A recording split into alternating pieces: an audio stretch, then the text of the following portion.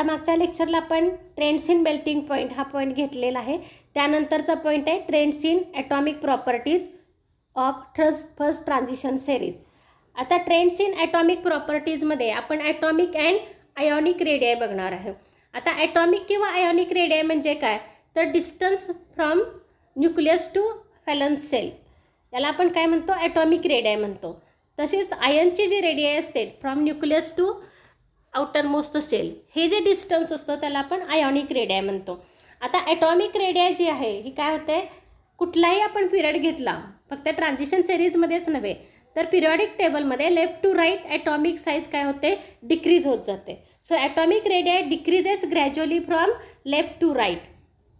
So factors affecting this atomic radii are nuclear charge, then distance of valence shell from nucleus, and last is the screening effect. So these are the three factors which affect the atomic and ionic radii.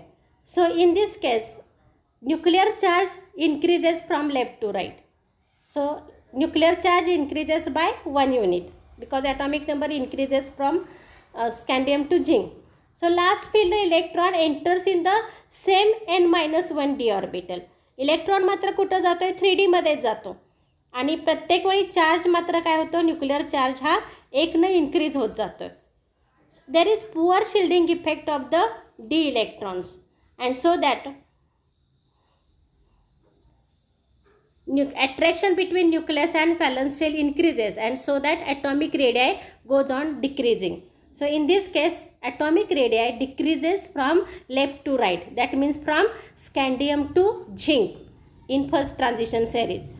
So this increase in nuclear charge, with increase in nuclear charge, ionic radii also gradually decreases from for same oxidation state. म्हणजे समजा +2 oxidation state आहे, तर +2 oxidation स्टेटच्या सगळ्या आयन्समध्ये atomic रेडियाय काय होते, स्कॅन्डियम समजा +2 घेतली मी, तर स्कॅन्डियम +2 टू Zn+2 काय होणार, atomic radii goes on decreasing, ionic radii gradually decreases for same oxidation state. म्हणजे समजा मी क्रोमियमची घेतली तर 82 PM आहे आणि ते Cu2+ आयनची घेतली तर किती आहे, 72 PM आहे. Next point is with variable oxidation state of same metal, ionic radii decreases with higher oxidation state due to increase in effective nuclear charge. आता नीट लक्ष द्या की समजा एखादे इलेमेंट आहे आणि त्याच्या जास्त ऑक्सिडेशन स्टेट्स आहेत. फॉर एक्झाम्पल घेऊ आपण, समजा क्रोमियम आहे, तर क्रोमियममध्ये +2 ऑक्सिडेशन स्टेट आहे, तर +2 ऑक्सिडेशन स्टेटमध्ये काय होईल, त्याच्यामध्ये असणारे क्रोमियमचा ॲटॉमिक नंबर 24 आहे. म्हणजे त्याचा 24 ॲटॉमिक नंबर असेल तर त्याच्याकडे 24 काय असतील, इलेक्ट्रॉन्स असतील. जेव्हा +2 आयन तयार होईल, then it loses 2 electron, so number of electrons decreases by 2, but nuclear charge is same.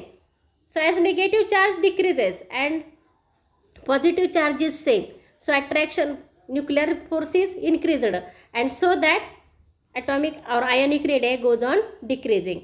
Again when it loses third electron in +3 oxidation state, again negative charge decreases, so effective nuclear charge increases and force of attraction increases, so ionic radii goes on decreasing.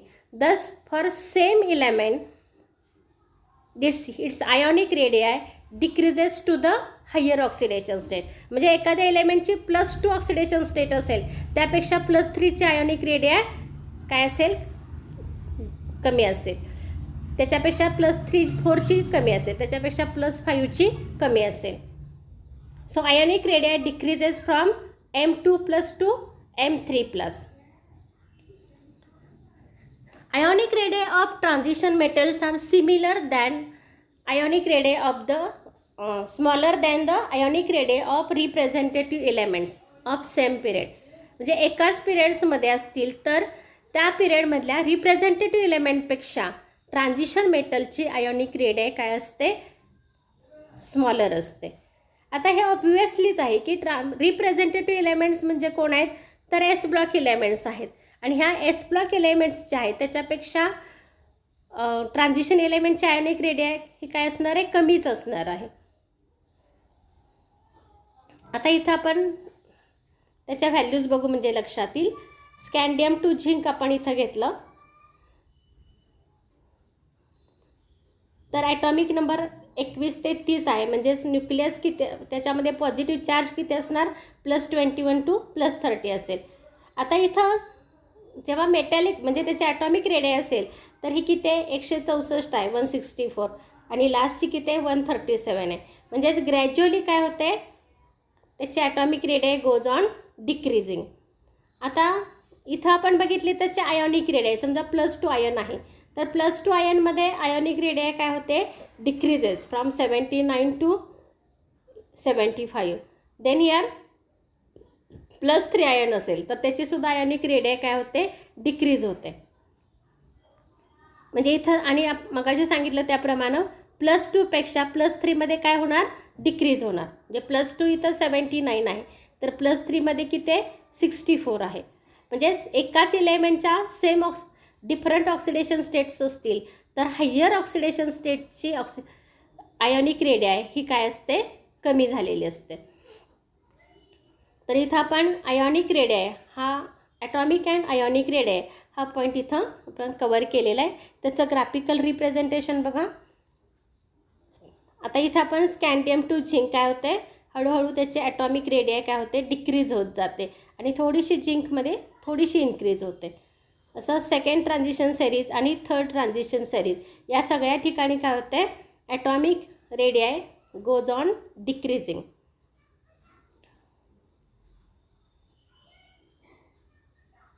Next property आहे ionisation enthalpy. आता ionisation enthalpy म्हणजे काय, the energy required to remove an electron from isolated gaseous atom in its ground state is known as a ionisation enthalpy. जे एखादा element असेल तर त्याचा last electron, valence शेलमधला इलेक्ट्रॉन काढण्यासाठी जेवढी अमाऊंट ऑफ एनर्जी लागते त्याला आपण आयोनायझेशन एन्थाल्पी म्हणतो. Energy required to remove electron from valence shell of isolated gaseous atom in its ground state that is known as ionization enthalpy. Ionization enthalpies of transition metals are intermediate between S block and P block. आता आपल्याला माहित आहे की S block सहजासहजी electron देतो, electropositive elements आहेत आणि त्यामुळे त्यांची आयोनायझेशन एन्थाल्पी कमी असते.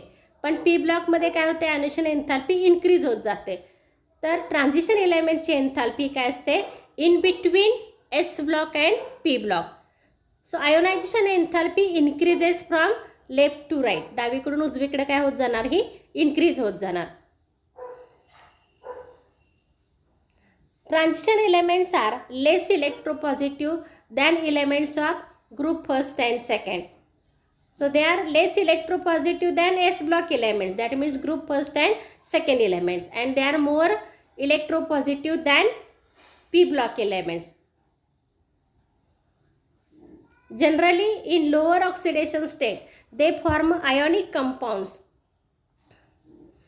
and in higher oxidation state, they form covalent compound. म्हणजे त्याची लोअर ऑक्सिडेशन स्टेट असेल तर त्यांची टेंडन्सी काय असते, they have tendency to form ionic compound. पण जेव्हा हायर ऑक्सिडेशन स्टेट असेल तेव्हा त्यांची टेंडन्सी असेल, they have tendency to form covalent bonds और covalent compound. Ionisation enthalpy increases from first ionisation enthalpy to third. म्हणजे फर्स्ट इलेक्ट्रॉन रिमूव्ह करण्यासाठी जी एन्थाल्पी लागते त्याला आपण म्हणतो first ionisation enthalpy. First ionisation एन्थाल्पीपेक्षा सेकंड आयोनायझेशन एन्थाल्पी जास्त असते आणि सेकंड आयोनायझेशन एन्थाल्पीपेक्षा थर्ड आयोनायझेशन एन्थाल्पी जास्त असते. कारण काय, तर जेव्हा तुम्ही फर्स्ट इलेक्ट्रॉन काढता तेव्हा पॉझिटिव्ह चार्ज इन्क्रीज होतो, न्यूक्लिअर चार्ज इन्क्रीज झाला की अट्रॅक्शन इन्क्रीज होतं, ॲटॉमिक आणि आयोनिक रेडियाय डिक्रीज होते. त्यामुळे फोर्स ऑफ अट्रॅक्शन वाढतो आणि म्हणून शेवटचे इलेक्ट्रॉन बाजूला काढण्यासाठी एनर्जी जास्त लागते. And so that ionisation enthalpy increases from first ionisation enthalpy to third. Ionisation enthalpies of elements of third transition series has higher ionisation enthalpy than second and first. म्हणजे third सेरीजची enthalpy ही सेकंडपेक्षा जास्त असते आणि सेकंडची फर्स्टपेक्षा जास्त असते. आपण व्हॅल्यू बघू म्हणजे लक्षात येईल. आता हे आपल्याला काय दिसतं तर this is due to the poor shielding effect of the 4f orbital. Therefore, valence electron experience more nuclear attraction. So, ionization enthalpy means amount of energy required to remove an electron from valence shell of an isolated gaseous atom. Ionization enthalpy of transition metals are intermediate between S block and P block. So, S block elements are more electropositive, less electropositive, and P block elements are more electropositive. So, ionization enthalpy increases from left to right of the transition series, and transition elements have higher, these are less electropositive than first and second group. So, they have a higher ionization enthalpy than first and second group and lower ionization enthalpy than 13th, 14th groups, that means P block elements. So, generally lower oxidation state, in lower oxidation state they form ionic compounds, and in higher oxidation state they form covalent compounds. So, ionization enthalpy increases from first ionization enthalpy to third ionization enthalpy because due to loss of electron, ionic radii goes on decreasing, and so that ionization enthalpy goes on increasing. Ionization enthalpy of elements of third transition series have higher ionization enthalpy than second or first. This is due to poor shielding effect of the 4f electrons in third and fourth transition series.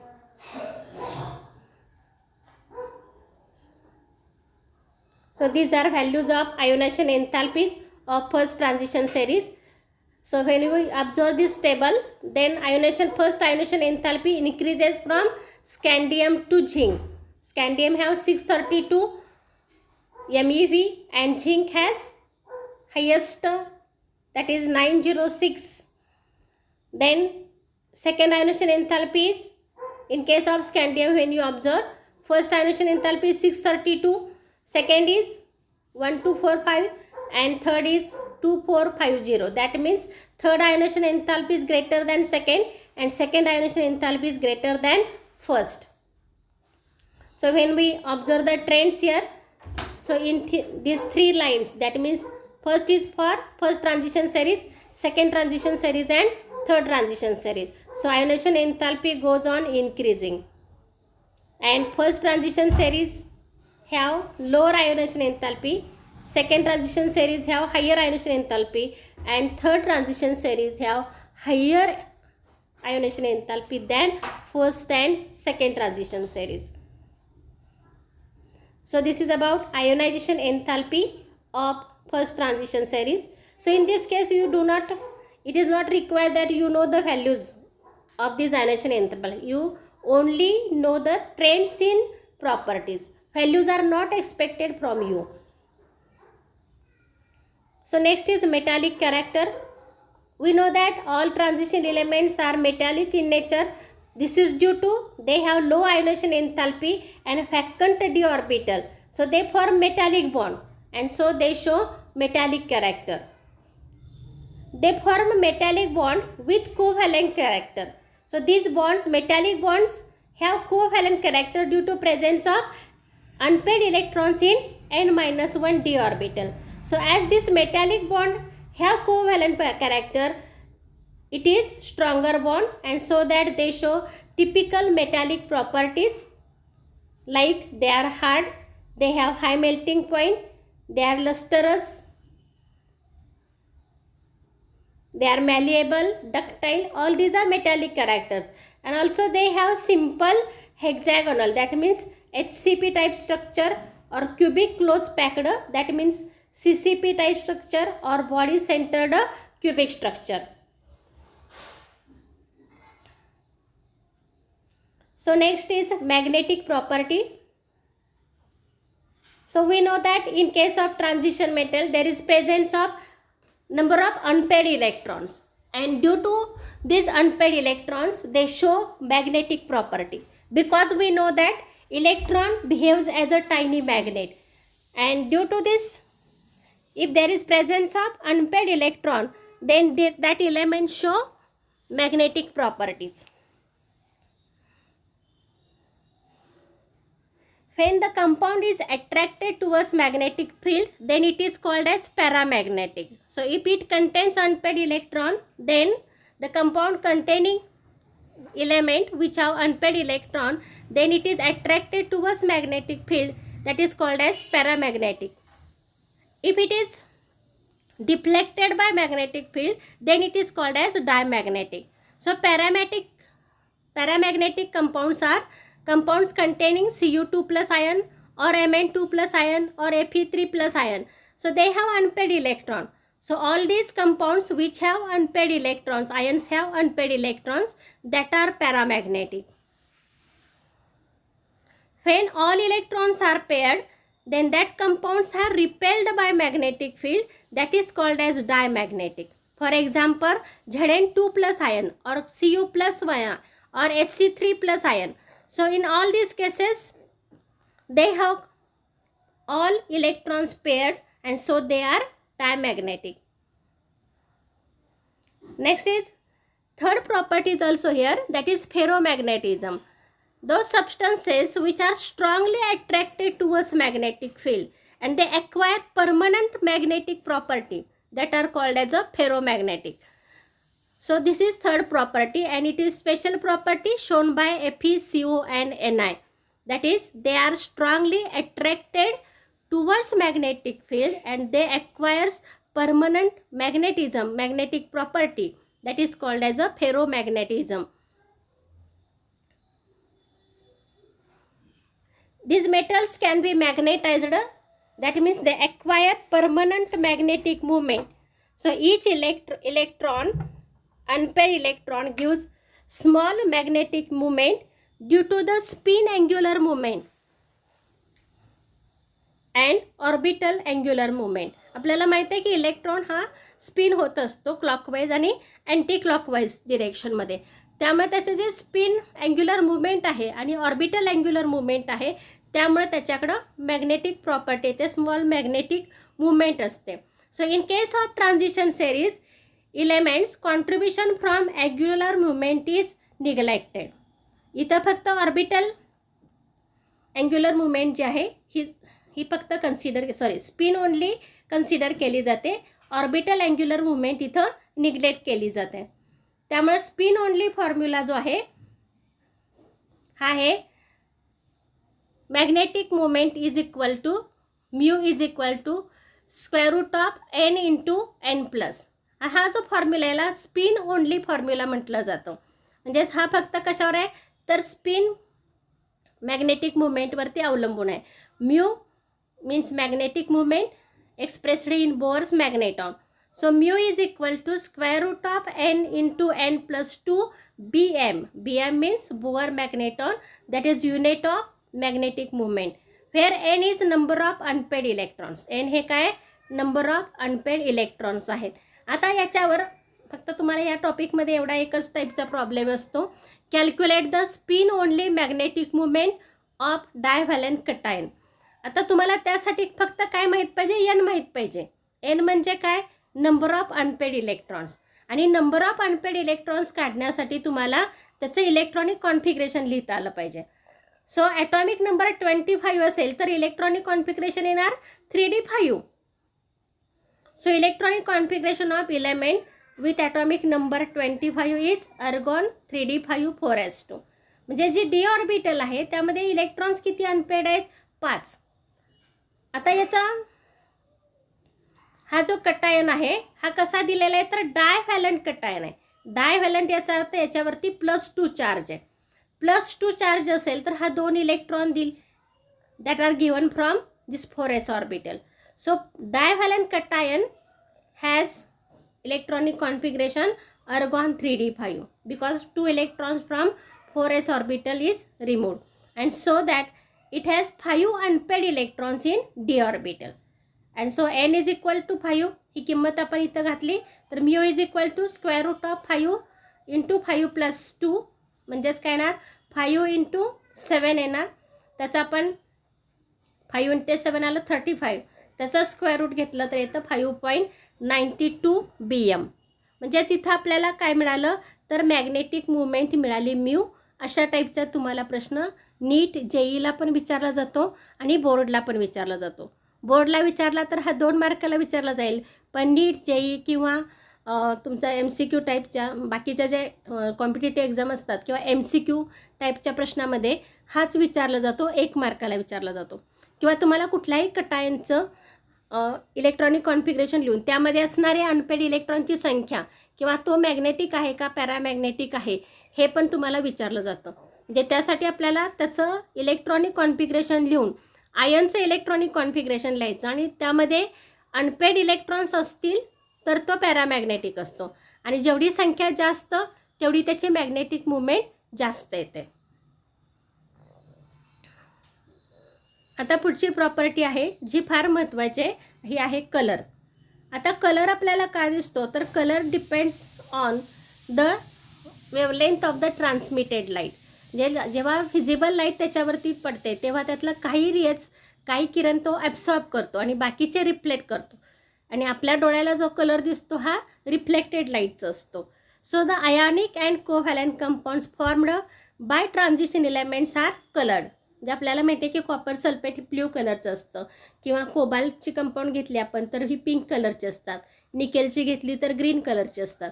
म्हणजेच transition metals have tendency to form coloured compounds. आता हे colour का तयार करतात तर colour depends on wavelength of the absorption of visible region of electromagnetic radiations. So transition metal contains unpaired electrons in D orbital. आता हे absorption काय होतं, why they absorb the radiations from this visible region because they have unpaired electrons. आता हे ज्या unpaired electrons आहेत D ऑर्बिटलमध्ये, तर डी ऑर्बिटल जे आहे यामध्ये 5 ऑर्बिटल्स असतात, DXY, DYZ, DXZ, DX2-Y2 आणि DZ2. तर ह्या 5 ऑर्बिटल्स ह्या डिजनरेट असतात म्हणजे इक्वल एनर्जीच्या असतात. पण जेव्हा त्याच्यावरती लाईट पडते त्यावेळी काय होतं तर त्यामध्ये इलेक्ट्रॉन्स कुठला किंवा एखादा लिजँड असेल तर त्याच्या सान्निध्यामध्ये किंवा आयनच्या सान्निध्यामध्ये in presence of ions or in presence of ligands these orbitals get splitted into 2 sets. One is T2G and EG and they have slight difference in their energy. म्हणजे ह्या ज्या 5 ऑर्बिटल्स असतात त्याचे 2 सेट तयार होतात. सुरुवातीला ह्या इक्वल एनर्जीच्या म्हणजे डिजनरेट असतात, पण जेव्हा तिथं आयन किंवा एखादा लिजँड येतो तेव्हा त्या ऑर्बिटलचं स्प्लिटिंग होतं आणि स्प्लिटिंग झाल्यानंतर T2G आणि EG अशा 2 सेटमध्ये ते डिवाईड होतात. DXY, DYZ आणि DXZ ह्या T2G मध्ये जातात आणि DX2-Y2 आणि DZ2 यांची एनर्जी थोडी जास्त असते, त्या सेटला EG म्हटलं जातं. So small amount of energy required for transition of electron from 1 d orbital to other d orbital. म्हणजे इलेक्ट्रॉन समजा T2G मध्ये आहे, तिथून तो इलेक्ट्रॉन EG मध्ये ट्रान्सफर होत असेल तर तो काय करेल, it absorb some amount of energy and get transmitted to higher level d orbital. So this is called as transformation or transition of electron from one d orbital to other. That is called as DD transition. And for this DD transition, it requires some energy. That energy is absorbed from this electromagnetic radiation from visible region. Small energy is required for this transition is available by absorption of radiation having certain wavelength from the visible region. Remaining light is transmitted and observed color of the compound is corresponding to the complementary color of the absorbed light. ज्या वेवलेंथची light absorb केली जाते त्याचा complementary कलरची light आपल्याला दिसते. आता ही कशी असते हे आपण बघू.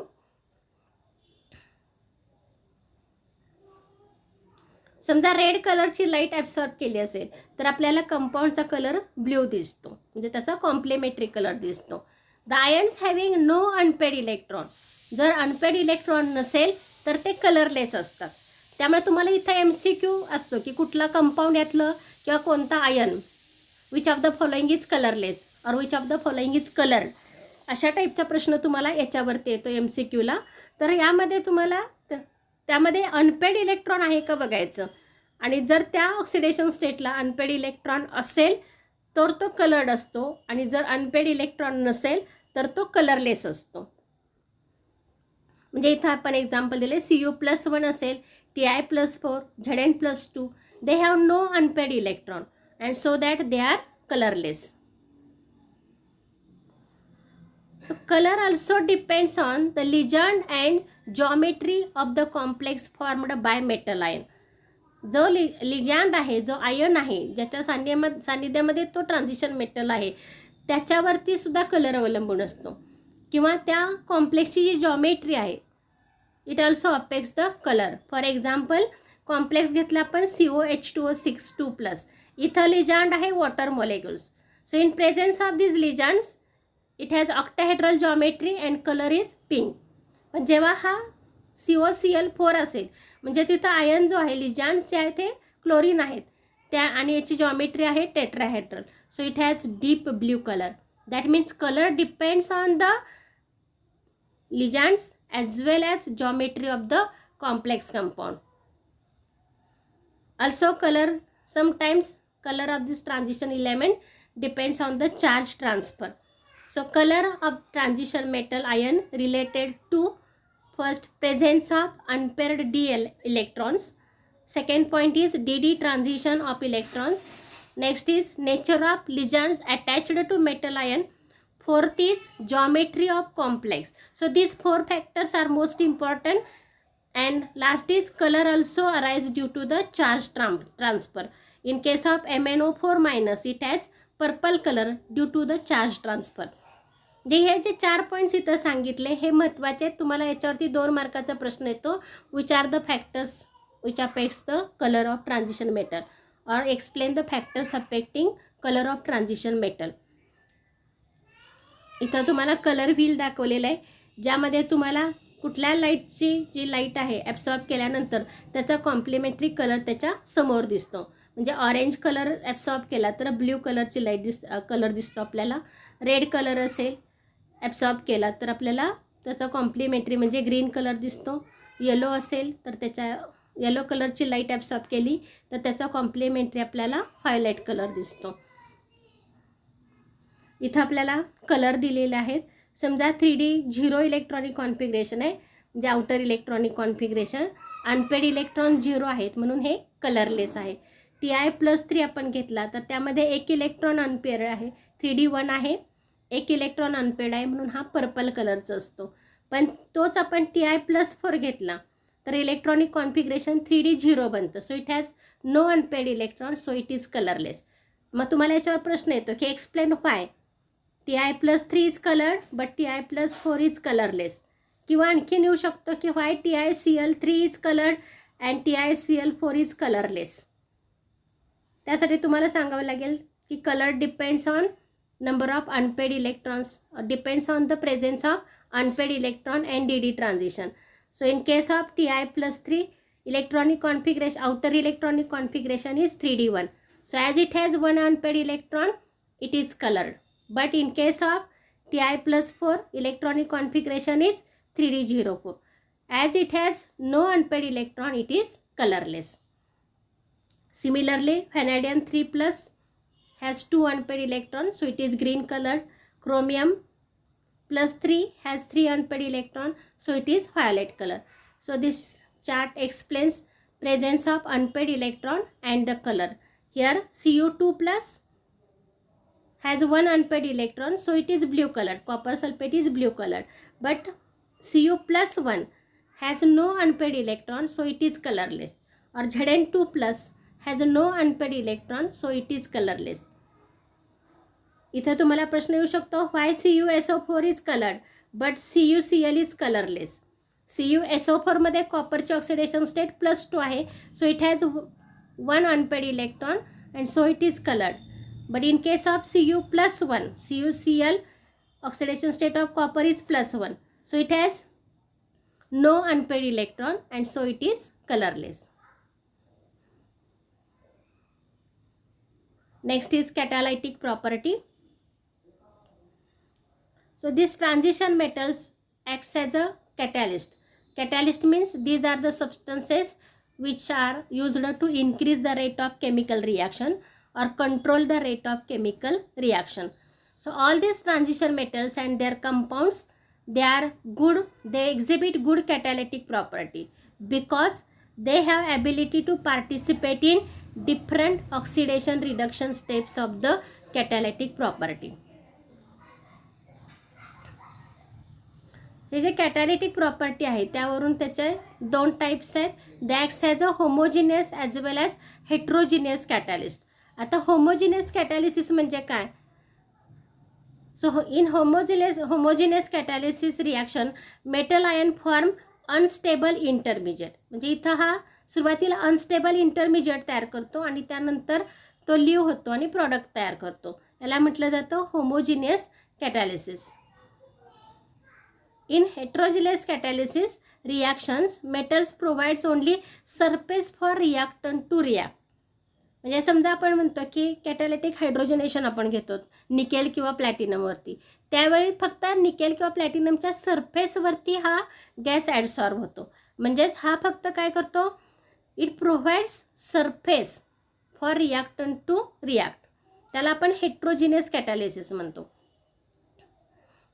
For example MnO2. इथं तुम्हाला हा जो चार्ट आहे हा महत्त्वाचा आहे, परीक्षेत हे विचारलं जातं. आता इथं MCQला पण विचारलं जाईल, व्हेरी शॉर्टला पण विचारलं जाईल. MnO2 जो आहे हा आपण ऑक्सिजन प्रिपरेशन म्हणजे डिकम्पोजिशन ऑफ पोटॅशियम क्लोराईडसाठी वापरतो.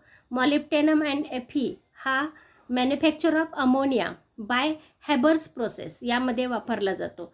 तर COTH अलॉय जो आहे हा सिंथेसिस ऑफ गॅसोलिनचं प्रिपरेशन आहे फिशर ट्रॉप्स प्रोसेसने, त्यासाठी COTH अलॉय वापरला जातो.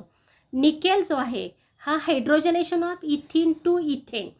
इथिनचं इथेन कन्व्हर्जन करण्यासाठी आपण निकेल कॅटॅलिस्ट वापरतो. तसंच हायड्रोजनेशन ऑफ ऑइल्स म्हणजेच फॅट्स प्रिपरेशनमध्ये हा वापरला जातो.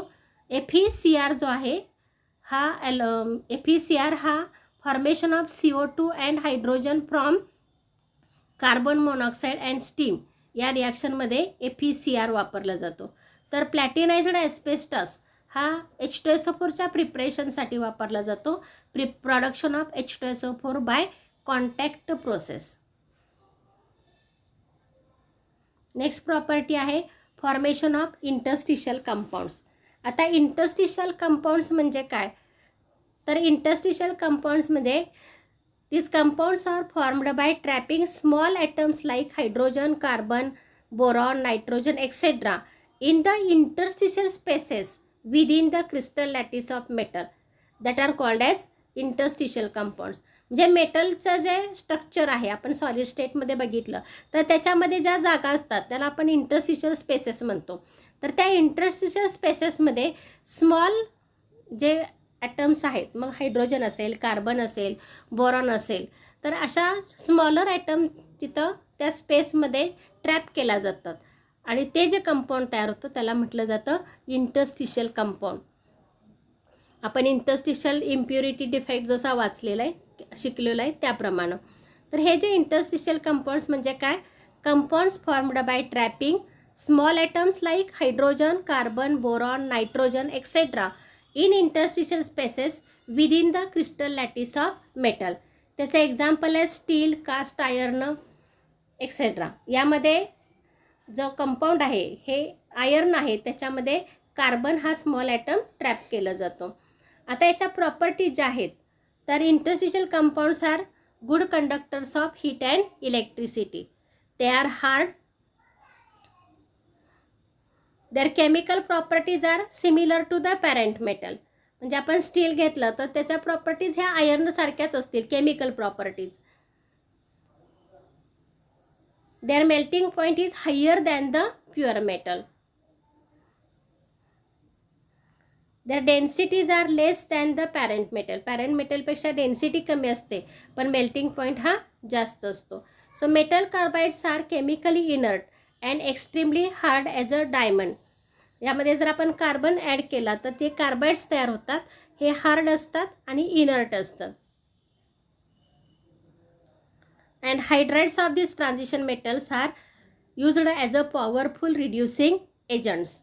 म्हणजे बाकीच्या प्रॉपर्टीज ह्या पॅरेंट मेटलसारख्याच असतात, फक्त मेल्टिंग पॉईंट जो आहे हा त्यांचा हायर असतो, कारण आपण जी इम्प्युरिटी ॲड करतो ही नॉन मेटल्सची करतो आणि मेटल मेटल बॉन्डिंगपेक्षा नॉन मेटल मेटल बॉन्डिंग हे स्ट्रॉंगर असतं, त्यामुळं त्याला ब्रेक करायला एनर्जी जास्त लागते, म्हणून मेल्टिंग पॉईंट हा जास्त असतो. तसं त्यामध्ये आपण लायटर इलेमेंटची इम्प्युरिटी टाकल्यामुळं त्याची डेन्सिटी ही प्युअर मेटलपेक्षा कमी असते आणि जर आपण त्यामध्ये कार्बन ॲड केला तर तो जो सबस्टन्स आहे हा हार्ड बनतो आणि केमिकली इनर्ट असतो. आता याचे युजेस आहेत. यामध्ये टंगस्टन कार्बाईड जे आहे हे कटिंग टूल्समध्ये वापरलं जातं, तर आयर्न कार्बाईड जे आहे हे मॅन्युफॅक्चर ऑफ स्टीलमध्ये वापरलं जातं, म्हणजे स्टील प्रिपरेशनमध्ये आयर्न कार्बाईड वापरलं जातं. इंटरस्टिशियल कंपाऊंड हा फार महत्त्वाचा पॉईंट आहे. आणि लास्ट पॉईंट आहे फॉर्मेशन ऑफ अलॉईज. आता ट्रान्झिशन मेटल जे आहेत हे अलॉय तयार करतात. अलॉय म्हणजे धातूचं संमिश्र तयार होतं. In alloy atom of one metals are distributed randomly in the lattice of another metal. Interstitial कंपाऊंडमध्ये मेटलच्या स्पेसेसमध्ये नॉन मेटल्स ॲड होतात, लायटर इम्प्युरिटीज, पण अलॉयजमध्ये एका मेटलमध्ये दुसरा मेटल हा डिस्ट्रीब्यूट केला जातो randomly. So transition metal forms alloy. In alloy atoms of one metals are distributed randomly in lattice of the another metal. So आता कोण डिस्ट्रीब्यूट होणार आहे, तर त्यासाठी ते जे मेटल्स आहेत त्यांच्या ॲटॉमिक रेडियाई हा काय असल्या पाहिजेत, जवळपास असल्या पाहिजेत. So metals with similar radii and similar properties readily forms alloy. आता हे जे अलॉयज आहेत हे दोन प्रकारचे असतात. One is ferrous alloy. आता फेरस अलॉय त्याच्या नावामध्येच आहे की atom of their elements distributed randomly in iron, म्हणजे ज्यामध्ये आयर्न हा मेन मेटल आहे आणि त्यामध्ये दुसऱ्या मेटलचे ॲटम्स काय होतात, डिस्ट्रीब्यूट होतात, त्यांना आपण फेरस अलॉय म्हणतो. त्याचे एक्झाम्पल आहे स्टील किंवा क्रोमियम स्टील किंवा स्टेनलेस स्टील, हे फेरस अलॉय आहेत. तर नॉन फेरस अलॉयमध्ये अदर दॅन आयर्न मेटल असतील. It forms mixing of atoms of transition metals other than iron. Iron सोडून बाकीचे मेटल्स जर मिक्स झाले तर त्याच्यापासून जो अलॉय तयार होतो त्याला नॉन फेरस अलॉय म्हणतात. एक्झाम्पल आहे त्याचं brass. It is alloy of copper and zinc. आता युजेस ऑफ अलॉय आपण बघणार आहे. यामध्ये ब्रॉन्झ आपल्याला माहीत आहे की ब्रॉन्झ जो आहे हा कॉपर आणि टीनचा अलॉय आहे, Cu+Sn. हा आपण statues, making of statues, medals and ट्रॉफीसाठी वापरला जातो. दुसरा आहे क्युप्रा निकेल अलॉय. हा कॉपर आणि निकेलचा अलॉय आहे. It is used for making machinery parts of marine ships, boats like marine condenser tubes etcetera. Stainless steel हा आयर्न आणि कार्बनचा अलॉय आहे.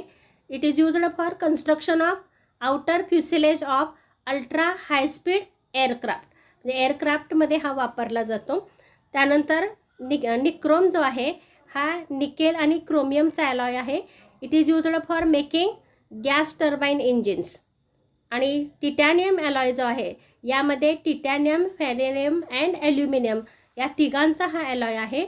It is used in ultra high speed flights, fireproof bulkheads, म्हणजेच barriers आहेत ही 2 कंपार्ट्समेंटमधली, ज्या हाय स्पीडचे ज्या flights असतात त्यांच्यामध्ये हा वापरला जातो बकहेड्समध्ये. आणि एक्झॉस्ट स्ट्राउट्समध्ये म्हणजे प्रोटेक्टिव्ह कवरिंगमध्ये हा टिटॅनियम अलॉय वापरला जातो.